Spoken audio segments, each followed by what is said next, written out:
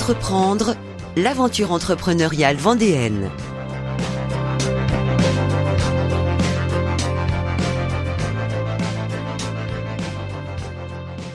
Bonjour Dave, nous allons Caroline. nous pencher aujourd'hui un petit peu donc, sur cette période 2020-2022. Est-ce qu'elle a changé le cours du développement de votre entreprise ? Alors, elle a impacté le développement de l'entreprise, puisque en 2020, la grande surprise générale, branle-bas de combat, j'ai envie de dire, grosse mobilisation autour de ce premier confinement, assez effrayant. Même pour vous ? En fait, comme on a différents métiers, l'impact a été très différent suivant les métiers.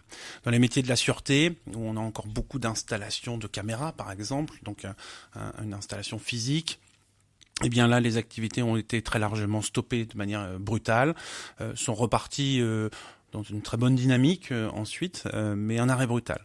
Dans les métiers de la téléphonie et des télécoms, là, on a dû assumer un accompagnement assez fort, notamment pour gérer tous les renvois d'appels, puisqu'il a fallu aider nos clients à se réorganiser. Donc on a eu une petite activité, mais qui est assez vite tombée, alors que dans nos métiers informatiques, on a eu un soutien, on a même maintenu de la croissance sur 2020. Et a fortiori sur 2021, parce que là, il a fallu accompagner l'éclatement du système d'information pour permettre aux collaborateurs des différentes entreprises clientes de pouvoir travailler à distance, mais également de manière sécurisée. Il a fallu rééquiper aussi les entreprises en outils, en ordinateurs portables, mais surtout bien travailler à la sécurisation de l'accès depuis l'extérieur au système informatique des entreprises. Et ça a pas mal dynamisé le secteur de l'informatique et les métiers portés sur ce sujet. Ça vous a permis de tirer des enseignements également ? Alors, ça a permis surtout de conforter les orientations conseillées à nos clients, puisque là, la sécurisation du système d'information, le travail à distance, la gestion multisite, sont déjà des accompagnements et des conseils que l'on prodiguait très généreusement auprès de nos clients. Finalement, ça a été un test grandeur nature. Oui, la mobilisation qui a dû être nécessaire à cet accompagnement a été encore une fois assez brutale et puis assez importante, mais on était déjà dans de l'expérience et de l'expertise autour de ces sujets. C'est surtout la notion de mobilisation qui a été marquante pour les entités qui portent les activités informatiques, principalement deux des 6 entités du groupe. Mais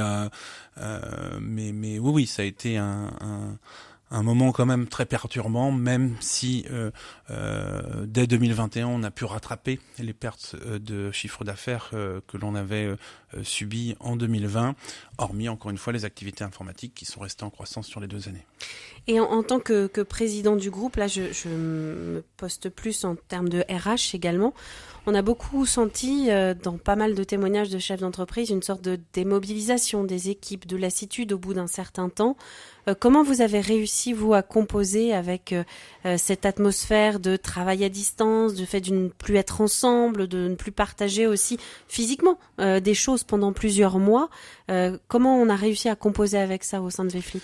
Alors ça a été un vrai sujet, bien entendu. Alors comme on avait déjà pas mal d'équipements en termes d'outils de communication en mobilité, on a pu garder quand même un contact et une organisation du travail assez performante.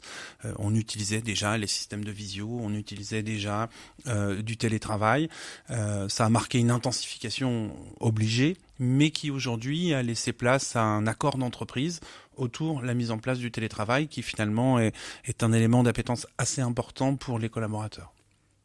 Très bonne transition pour parler du recrutement d'ailleurs. Ça a fait évoluer un petit peu les choses. Donc même en interne, on a une sorte de marque un petit peu post-Covid. Oui, le Covid a marqué les esprits et il y aura un avant et après Covid. Merci, à demain. Merci, à demain.